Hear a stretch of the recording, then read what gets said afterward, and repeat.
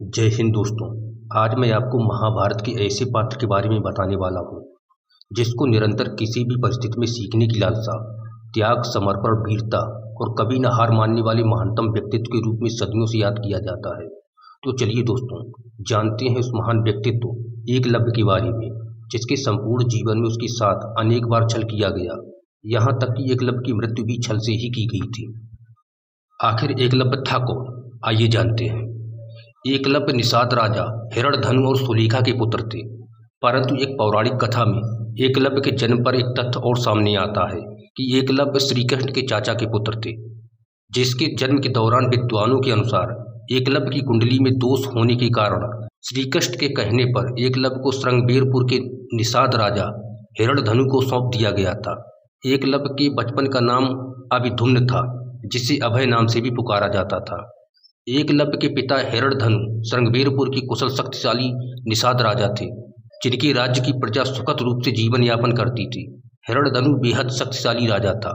यही कारण था कि श्रृंगबेरपुर की सीमा मगध, मथुरा और हस्तिनापुर जैसे राज्य की सीमाओं तक फैली थी।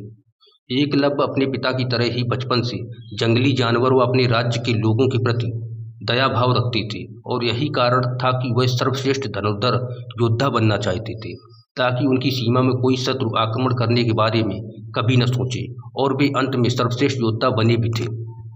एकलव्य ने अपनी प्रारंभिक शिक्षा निषाद राज के गुरुकुल से प्राप्त की थी, जिसके बाद धनुर्विद्या के सर्वश्रेष्ठ योद्धा बनने की चाह में वे गुरु द्रोण के शिष्य बनने के लिए हस्तिनापुर जाने का विचार करते हैं। आचार्य द्रोण उस समय के सर्वश्रेष्ठ शिक्षक थे, जिनके पास युद्ध कला का अद्भुत ज्ञान था। एकलव्य निश्चय कर लेता है कि वह सिर्फ गुरु द्रोण से ही धनुर्विद्या की शिक्षा लेगा, और यही सोचकर वह हस्तिनापुर के लिए निकल पड़ता है। एकलव्य हस्तिनापुर पहुंचकर गुरु द्रोण के आश्रम में पहुंचता है और गुरु द्रोण से शिक्षा प्राप्ति का आग्रह करता है, परंतु गुरु द्रोण एकलव्य को शिक्षा प्रदान करने के लिए साफ इनकार कर देते हैं। आचार्य द्रोण को पितामह भीष्म ने हस्तिनापुर के राजकुमारों को सर्व शिक्षा प्रदान करने के लिए नियुक्त किया था, जिसके कारण वे किसी अन्य व्यक्ति को शिक्षा प्रदान नहीं करते थे। द्रोणाचार्य के इनकार के बाद एकलव्य भील समाज की सीमा में चले जाते हैं। क्योंकि एकलव्य ने द्रोणाचार्य को अपना गुरु मान लिया था, इसीलिए वे बिना धनुर्विद्या का ज्ञान प्राप्त किए अपने राज्य जाना नहीं चाहते थे, और जंगल में गुरु द्रोण की मिट्टी की मूर्त बनाकर उनके सामने अकेले धनुर्विद्या के गुण सीखते रहे। और वर्षों की तपस्या एवं प्रयासों के बाद एकलव्य धनुर्विद्या में इतना निपुण हो गया कि समकालीन धनुर्धरों में उसके समकक्ष कोई और धनुर्धर नहीं था। एक दिन एकलव्य ध्यान मुद्रा में बैठा हुआ था, लेकिन एक कुत्ते की भौंकने की आवाज़ जोर जोर से आ रही थी, जिसके कारण एकलव्य ध्यान में स्वयं को आत्मसात नहीं कर पा रहा था। तत्पश्चात एकलव्य अपना धनुष उठाता है और शब्दवेदी बाण चलाकर कुत्ते के मुंह को बिना चोट पहुंचाए बंद कर देता है, जिससे कुत्ते के भौंकने की आवाज़ आना बंद हो जाती है। वह कुत्ता पांडुपुत्रों का होता है। पांचों पांडव कुत्ते के मुंह को तीरों से भरा देख चौंक जाते हैं, क्योंकि कुत्ते के मुंह से एक कतरा भी रक्त नहीं निकला था और उसके मुंह में अनेकों तीर भरे हुए थे। जिज्ञासावश पांचों पांडव उस शख्स की तलाश में जुट जाते हैं, जिसने उनके कुत्ते को बिना घायल किए मौन कर दिया था। कुछ समय बाद पांचों पांडव एकलव्य के समक्ष पहुंच जाते हैं। एकलव्य को देख अर्जुन क्रोध में आ जाता है और एकलव्य से युद्ध करने को आतुर होने लगता है, परंतु धर्मराज युधिष्ठिर अर्जुन को समझा बुझाकर एकलव्य को अपना परिचय देने को कहते हैं। तब एकलव्य अपने आप को द्रोण शिष्य बताता है, जिसे सुनकर अर्जुन चकित हो जाता है, क्योंकि आचार्य द्रोण ने अर्जुन को वचन दिया था कि वह अर्जुन को सर्वश्रेष्ठ धनुर्धर बनाएंगे, परंतु एकलव्य धनुर्विद्या में अर्जुन से कई गुना ज्यादा निपुण था। अर्जुन उदास होकर आचार्य द्रोणाचार्य के पास जाता है और उन्हें सारा वाक्य सुनाता है, जिसे सुनकर द्रोणाचार्य बेहद प्रसन्न भी होते हैं और दुखी भी, क्योंकि द्रोणाचार्य को यह भय सताने लगता है कि कहीं एकलव्य उनके प्रिय शिष्य अर्जुन से अधिक धनुर्विद्या में निपुण न हो जाए और उनके द्वारा अर्जुन को सर्वश्रेष्ठ धनुर्धर बनाने का वचन मिथ्या साबित न हो जाए।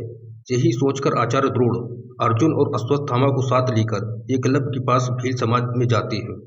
आचार्य द्रोण के आने के समाचार से एकलव्य खुशी से भर जाता है और आचार्य की आदर सत्कार की सारी व्यवस्था भी कर लेता है।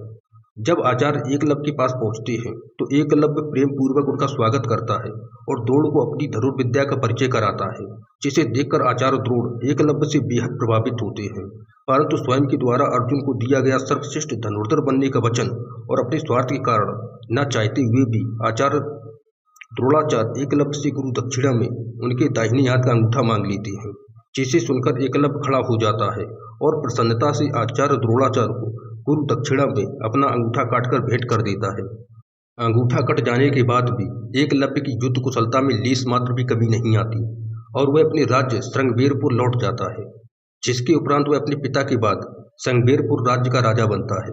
उसी दौरान जरासंध और श्री कृष्ण के बीच बैर चल रहा होता है, जिसमें जरासंध युद्ध में एकलव्य से सहायता का अनुग्रह करता है। तत्पश्चात एकलव्य जरासंध की ओर से यादव सेना पर टूट पड़ता है और अकेले ही समस्त यादववंशी योद्धाओं पर भारी पड़ता है, जिसकी सूचना श्री कृष्ण तक पहुंचती है। तत्पश्चात श्री कृष्ण भी युद्ध भूमि में पहुंचते हैं। श्री कृष्ण एकलव्य की वीरता और तेज तर्रार बाणों को देख आश्चर्य में पड़ जाते हैं। इसके बाद छल से श्री कृष्ण द्वारा एकलव्य का वध कर दिया जाता है। एकलव्य की मृत्यु पर एक और तथ्य महाभारत के अर्जुन कृष्ण संवाद में मिलता है कि श्री कृष्ण ने पांडवों की विजय में रुकावट खड़ा करने की आशंका में एकलव्य को छल से मारा था, क्योंकि उस समय एकलव्य जरासंध के पक्ष में था और यह निश्चित था कि वह महाभारत के भीषण युद्ध में कौरवों की तरफ से ही लड़ता। अगर ऐसा होता तो पांडवों को पराजय का सामना करना पड़ सकता था। एकलव्य की मृत्यु के उपरांत एकलव्य और उनकी पत्नी सबीरा का पुत्र केतुमान श्रृंगवेरपुर का राजा बनता है और बाद में महाभारत के युद्ध में कौरवों के पक्ष से लड़ते हुए केतुमान भीम के हाथों वीरगति को प्राप्त हो जाता है। एकलव्य के संपूर्ण जीवन से हमें किसी भी परिस्थिति में हौसला न हारने की शिक्षा मिलती है। हमें हमेशा सीखते रहना चाहिए और हमें खुद पर काम करते रहना चाहिए, ताकि हम हर परिस्थिति में अपने आप को अपग्रेड कर सकें।